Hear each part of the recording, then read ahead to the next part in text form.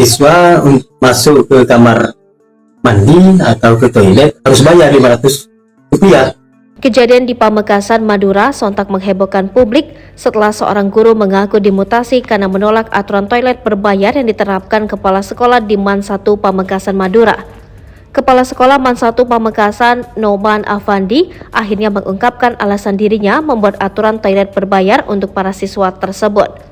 Noman Afandi menyebut aturan toilet berbayar tersebut cuma berjalan sekitar 2 pekan pada tahun 2018.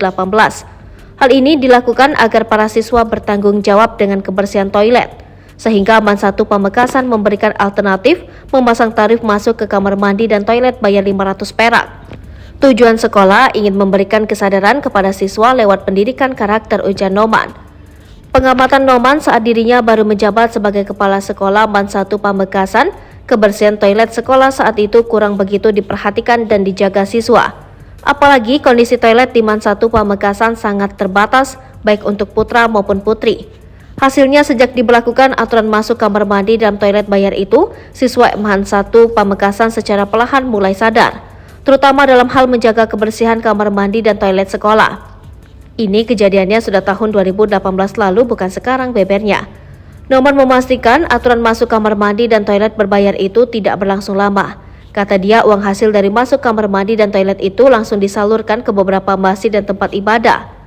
Pria bertubuh kurus itu membantah soal kebijakannya yang dinilai sewenang-wenang dalam mengelola sekolah. Ia mengklaim sejak memimpin MAN 1 Pamekasan, jumlah siswa setiap tahunnya terus meningkat. Tak hanya itu, Noman juga merespons perihal mutasi guru yang dinilai sepihak dan menghebohkan dunia pendidikan ini. Pengakuan dia, peristiwa tersebut terjadi tahun 2018 lalu. Sedangkan guru bernama Muhammad Arif yang mengaku dimutasi sepihak tersebut kejadiannya sekitar tahun 2022. Mengenai masalah mutasi tersebut urusan kantor agama, bukan sekolah, bebernya. Noman menghimbau masyarakat Pamekasan bijak menilai soal isu itu, sebab faktanya MAN 1 Pamekasan saat ini diklaim siswanya terus bertambah, maju dan berkembang.